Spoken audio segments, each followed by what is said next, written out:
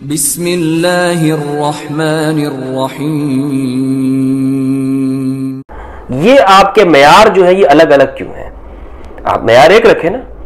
آپ اگر سیدہ کو خطا پہ کہنے والے وہ آپ کا بھائی ہے، وہ آپ کے لیے بڑا، آپ اس کے لیے شیر و شکر ہے، آپ کے لیے ماشاءاللہ مجاہد اہل سنت ہے، تو اگر کوئی شخص جناب ابوبکر کو خطا پہ کہہ دیتا ہے تو کیا ہو گیا؟ الحمدللہ رب العالمین والصلاة والسلام علی سید الانبیاء والمرسلین وآلہ الطیبین الطاہرین ومن والاه۔ بسم اللہ الرحمن الرحیم۔ السلام علیکم ورحمۃ اللہ وبرکاتہ۔ ناظرین کرام، آج کی ہماری گفتگو کا موضوع ارض فدق اور میراث الرسول صلی اللہ علیہ وآلہ وسلم ہے۔ امت مسلمہ کے دو بڑے گروہ شیعہ اور سنی کے درمیان میں یہ سب سے اہم اختلافی مسئلہ ہے۔ اس مسئلے کی اہمیت اور نزاکت کو جانتے ہوئے آج ہم نے یہ چاہا کہ اس پر وہ گفتگو کی جائے کہ جس سے جو قرآن مجید سے مطابقت رکھتی ہو۔ افسوس کی بات یہ ہے کہ آج ہمارے معاشرے کے اندر خاص طور پر ان مسائل میں کہ جو اختلافی مسائل سمجھے جاتے ہیں، علمی گفتگو کا رجحان ختم ہو گیا ہے۔ گالیاں، سب و شتم، دشنام ترازیاں، بے جا الزامات، فتوے، تکفیر، تفسیق، ایک دوسرے کو گمراہ قرار دینا، اس طرح کے رویے آج ہمارے معاشرے میں انتہا پسندی کو پیدا کر رہے ہیں۔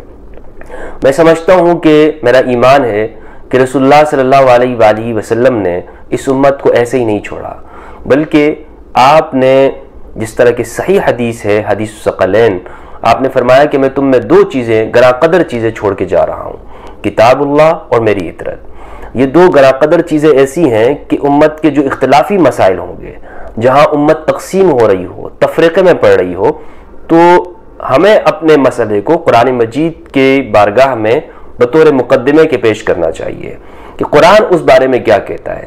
لہٰذا آج میں اپنی گفتگو کو قرآن مجید کے ساتھ قرآن مجید کے سامنے پیش کرنے کی کوشش کروں گا۔ یہاں میں ارض فدق کے بارے میں بتاتا چلوں کہ خیبر کے قریب مدینہ میں ایک زمین ہے، وہاں یہودی آباد تھے۔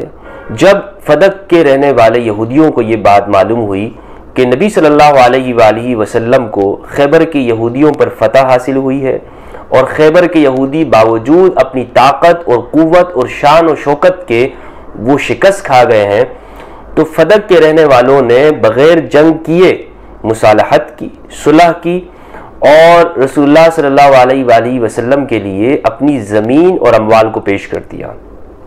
اس بارے میں کسی کا کوئی اختلاف نہیں ہے، نہ شیعہ کا نہ سنی کا، کہ رسول اللہ صلی اللہ علیہ وآلہ وسلم کی حیات طیبہ میں وہ مال جو بغیر جنگ کیے مسلمانوں کو حاصل ہو، وہ رسول اللہ صلی اللہ علیہ وآلہ وسلم کے لیے ہے، خالصتاً لرسول اللہ، وہ خالص رسول اللہ کا حق ہے، اس میں کوئی شریک نہیں ہے، نہ حکومت ہے نہ کوئی اور شخص ہے، کسی کی شراکت اس میں موجود نہیں ہے۔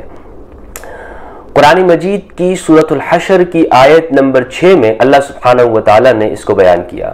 فرمایا اعوذ باللہ من الشیطان الرجیم، بسم اللہ الرحمن الرحیم، وما آفاء اللہ علی رسولہ منہم فما اوجفتم علیہ من خیل ولا رکاب ولکن اللہ یسلط رسلہ علی من یشاء واللہ علی کل شیء قدیر۔ اس کا ترجمہ ہے، اور جو مال اللہ نے ان کے قبضے سے نکال کر اپنے رسول کی طرف پلٹا دیے، وہ ایسے مال نہیں ہیں جن پر تم نے اپنے گھوڑے دوڑائے اور یا اونٹ اس پر دوڑائے ہوں، لیکن اللہ سبحانہ وتعالی اپنے رسولوں میں سے جسے چاہتا اختیار دے دیتا ہے اور تسلط دے دیتا ہے۔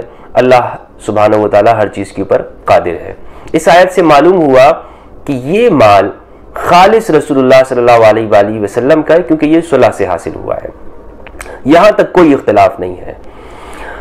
اب یہاں سے آگے گفتگو کرتے ہوئے میں تھوڑا سا آپ کو روکنا چاہوں گا کہ خاتون جنت، سیدۃ نساء اہل الجنہ، ام الحسنین، ام الحسن والحسین، زوجۃ الامام علی بنت الرسول فاطمۃ الزہرا سلام اللہ علیہا کے مناقب ہمیں معلوم ہونے چاہیے کہ رسول اللہ صلی اللہ علیہ وآلہ وسلم کا اپنی حیات طیبہ میں سیدۃ نساء اہل الجنہ کے ساتھ کیا معاملہ تھا، کیا رویہ تھا۔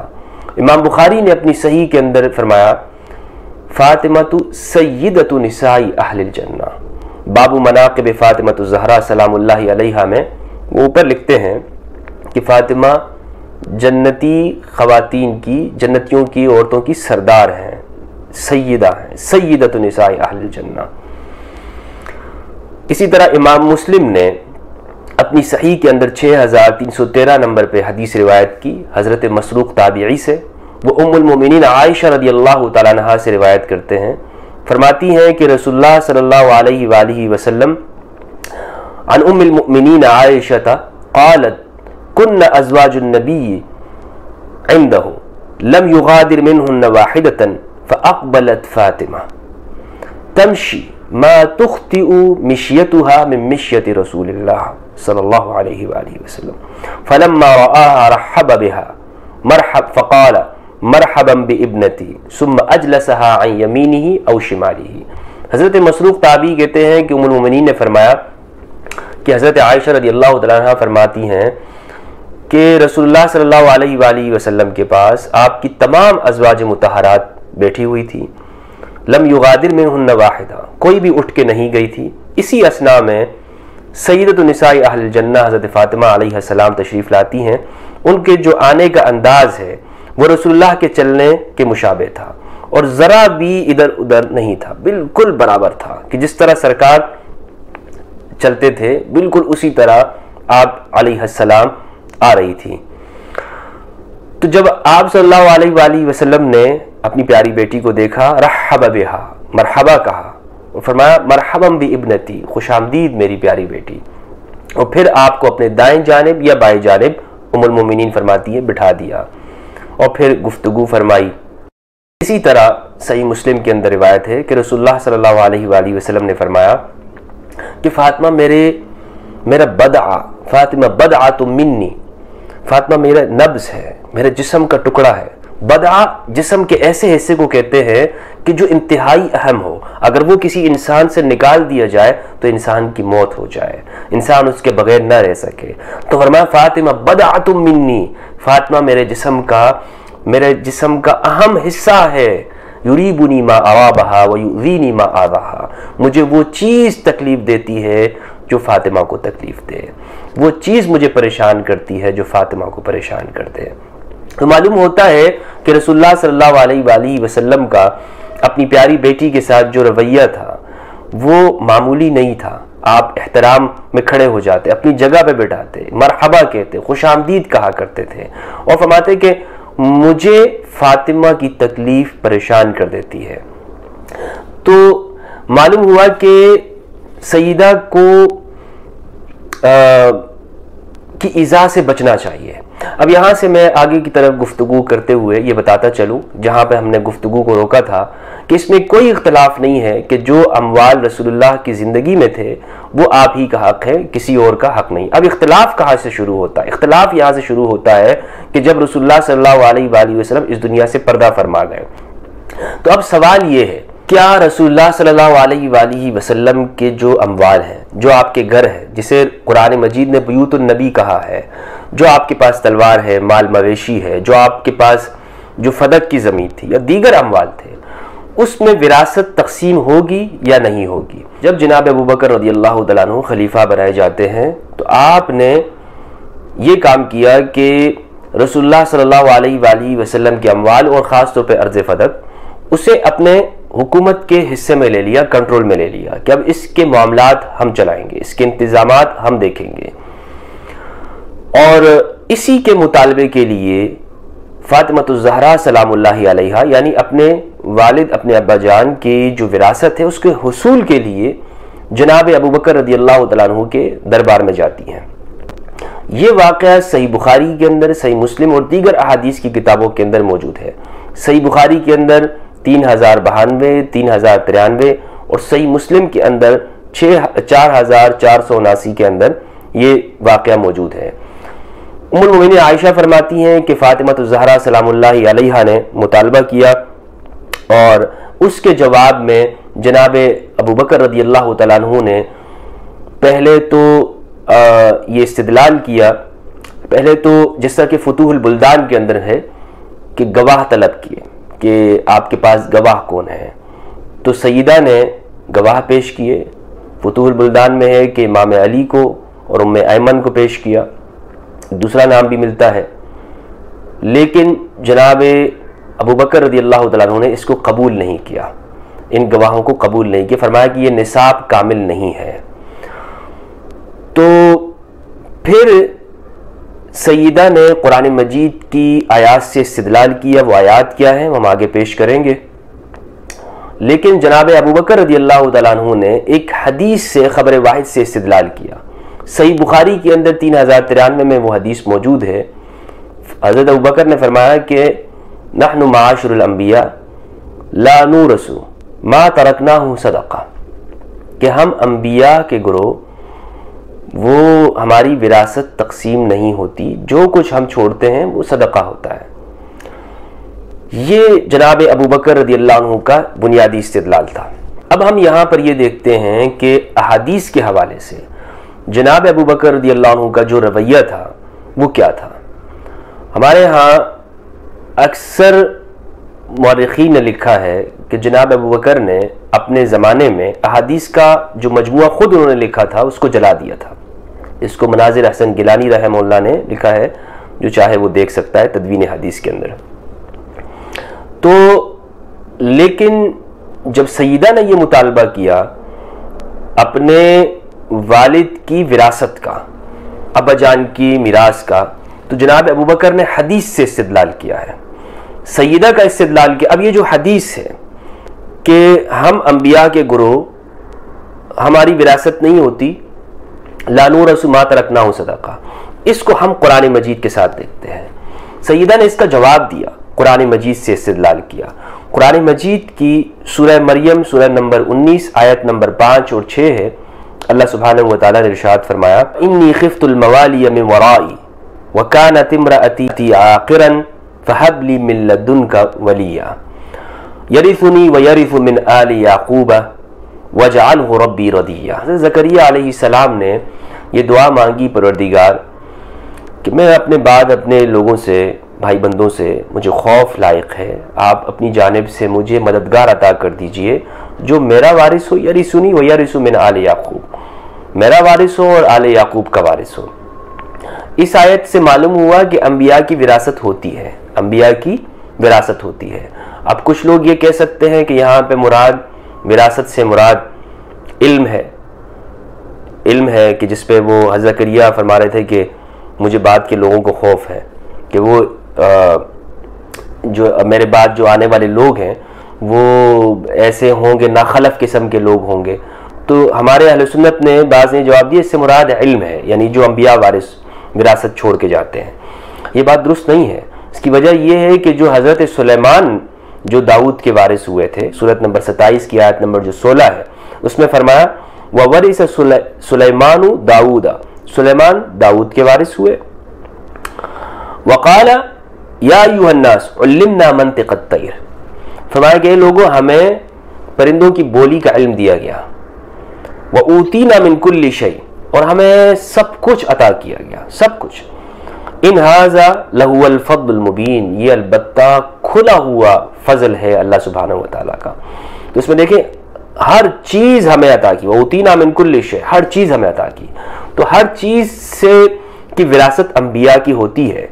تو یہ وہ آیات ہیں جن سے خاتون جنت فاطمہ الزہرا سلام اللہ علیہا نے استدلال کیا، اور آج ہمارے سامنے بھی یہ چیزیں ہیں کہ جس چیز سے جناب ابو بکر رضی اللہ عنہ نے استدلال کیا ہے وہ حدیث ہے، اور یہ ہمارے ہاں اہل سنت کا ہی اصول ہے، اور ہمیں اہل سنت کے اصول سے باہر جانے کی ضرورت نہیں ہے۔ میں اہل سنت کے اصولوں پہ رہ کر ہی اس کا تجزیہ کر رہا ہوں کہ خبر واحد کے مقابلے میں اگر قرآن ہو یا قرآن مجید سے اگر خبر واحد ٹکرا رہی ہو تو کس کو لیں گے؟ کس کو لیں گے؟ ہم قرآن مجید کو لیں گے۔ یہ سب کے ہاں اصول ہے۔ تو یہ جو روایت ہے نحن معاشر الانبیاء لا نورث ما ترکنا صدقہ، یہ بالکل قرآن مجید کی آیت کے مخالف ہے۔ یہ میں واضح کہتا چلوں، یعنی قرآن مجید میں ہے کہ انبیاء وراثت ان کی ہوتی ہے، حدیث اگر کہتی ہے نہیں ہوتی تو ہم کس کی مانیں گے؟ لازمی بات ہے کہ ہم قرآن مجید کی مانیں گے، کیونکہ رسول اللہ صلی اللہ علیہ وآلہ وسلم خود اہل سنت بھی کہتے ہیں کہ ہمارے درمیان میں قرآن مجید کو چھوڑا ہے، تو اس پر تو اہل سنت کا بھی یقین اور ایمان ہے۔ دوسری بات یہ ہے کہ ہم یہ دیکھیں کہ ہمارے اہل سنت میں یہ بات کہی جاتی ہے کہ جناب ابو بکر صدیق رضی اللہ تعالیٰ عنہ کس طرح خطا کر سکتے ہیں، وہ صحابی رسول ہے، ان سے خطا نہیں، یعنی ان کا یہ موقف درست ہے۔ اگر صحابی ہونے کی وجہ سے جناب ابو بکر صدیق رضی اللہ تعالیٰ عنہ کا آپ دفاع کرتے ہیں، آپ سمجھتے ہیں کہ اگر ہم اس میں جناب ابو بکر کی طرف کوئی کمزوری دکھائیں گے تو ایک صحابیت کا مقام کم ہوگا، تو میرا آپ سے سوال یہ ہے اہل سنت سے، کیا سیدۃ نساء اہل الجنہ فاطمہ الزہرا سلام اللہ علیہا وہ صحابیہ نہیں ہیں؟ ان کا صحابیت کا مقام نہیں ہے؟ تو اگر آپ صحابیت کو معیار رکھتے ہیں تو خاتون جنت بھی صحابیہ ہیں۔ دوسری بات یہ ہے کہ ہمارے اہل سنت، خود ہمارے اہل سنت کے اصول آپس میں ٹکرا رہے ہیں۔ وہ کہتے ہیں کہ بعض اس طرح سے لوگ بھی موجود ہیں جو اس مسئلے میں اتنا غلو کرتے ہیں کہ سیدہ کو خطا پہ کہتے ہیں، ان کے ہاں جرت پائی جاتی ہے، وہ کہتے ہیں کہ جی سیدہ سے خطا ہوئی ہے۔ اگر میرا سوال یہ ہے، ان سب سے جو لوگ سیدہ کو خطا پہ کہتے ہیں، مجھے بتاؤ اگر سیدہ کو خطا پہ کہنے سے کوئی شخص منافق نہیں بن جاتا، کوئی شخص دائرہ اسلام سے نہیں نکل جاتا، کوئی شخص گمراہ نہیں ہو جاتا، تو جناب ابو بکر رضی اللہ عنہ کو خطا پہ کہنے سے کوئی شخص کس طرح سے رافضی یا اہل سنت سے نکل جاتا ہے، گمراہ کیسے ہو جاتا ہے؟ یہ آپ کے معیار جو ہے یہ الگ الگ کیوں ہیں؟ آپ معیار ایک رکھیں نا۔ آپ اگر سیدہ کو خطا پہ کہنے والے وہ آپ کا بھائی ہے، وہ آپ کے لیے بڑا، آپ اس کے لیے شیر و شکر ہے، آپ کے لیے ماشاءاللہ مجاہد اہل سنت ہے، تو اگر کوئی شخص جناب ابو بکر کو خطا پہ کہہ دیتا ہے تو کیا ہو گیا؟ کوئی خرابی لازم آتی ہے یا صرف تمہاری انا کا مسئلہ ہے؟ پھر ہمارے ہاں یہ بات بڑے زور و شور سے کہی جاتی ہے، خود بخاری پر ایمان رکھنے والے، کہ جب میں نے بخاری کی جو وہ اس روایت کی پر جرح کی جس میں ابن شہاب زہری نے یہ بیان کیا کہ ابو جہل کی بیٹی کو نکاح دینے کے حوالے سے، نکاح کا پیغام دینے کے حوالے سے جو حضرت علی کی طرف نسبت کی، اسی حدیث کے اندر یہ بات ہے کہ جناب امام زین العابدین علیہ السلام کے پاس رسول اللہ صلی اللہ علیہ وآلہ وسلم کی تلوار موجود تھی۔ مصر بن مخرمہ جو روایت کرتے ہیں، اور مصر بن مخرمہ نے کہا کہ آپ کی تلوار مجھے دے دیجئے۔ اس روایت میں جناب زین العابدین علیہ السلام کے پاس رسول اللہ کی تلوار موجود ہے، تو اگر رسول اللہ کی وراثت تقسیم نہیں ہوئی تھی تو تلوار امام زین العابدین علیہ السلام کے پاس کس طرح آ گئی؟ اس کا مطلب یہ ہے کہ وراثت تقسیم ہوئی، ایک خاص مال کو، خاص یعنی فدق کی زمین کو، اس مال کو روکا گیا۔ اب یہ کیوں روکا گیا، اس کی کیا وجوہات تھی، اس پہ میں انشاءاللہ تفصیلاً بھی گفتگو کروں گا، لیکن یہاں ہم اس چیز کو ڈسکس کر رہے ہیں کہ جو مطالبہ تھا سیدہ کا وہ قرآن مجید کی روح سے وہ کس درجے کا ہے۔ تو میرے نزدیک میں نے آپ کو بتا دیا کہ سیدہ کا مطالبہ بالکل حق اور ثواب مطالبہ، قرآن مجید کے بالکل عین قرآن کی آیات سے موافق مطالبہ ہے۔ پھر آپ یہ دیکھیں کہ امام علی کے پاس رسول اللہ صلی اللہ علیہ وآلہ وسلم کے مال مویشی میں سے وہ خچر جو صفین میں تھا وہ بھی امام علی کے پاس تقسیم ہوا۔ اسی طرح قرآن مجید نے ازواج مطہرات کے جو گھر ہیں انہیں بھی سورہ احزاب سورہ نمبر 33 کی آیت نمبر 53 میں ہے کہ نبی کے گھر قرار دیا ہے۔ فرمایا یا ایھا الذین آمنوا لا تدخلوا بیوت النبی الا ان یؤذن لکم، اے ایمان والو نبی کے گھروں میں داخل مت ہو جب تک کہ تمہیں اجازت نہ ملے۔ تو معلوم ہوا کہ جن گھروں میں ازواج مطہرات رہتی تھی وہ گھر بھی ازواج مطہرات کے نہیں، وہ گھر کس کے ہیں؟ وہ گھر بھی رسول اللہ صلی اللہ علیہ وآلہ وسلم کے۔ تو آپ مجھے بتائیے کیا سرکار کریم کے وصال کے بعد، پردہ فرما جانے کے بعد، کیا ازواج مطہرات کو ان گھروں سے نکال دیا گیا تھا کہ جاؤ ان مکانوں کو خالی کرو؟ اب چونکہ نبی اس دنیا میں نہیں رہے تو لہٰذا ان مکانوں پر تمہارا کوئی حق نہیں ہے۔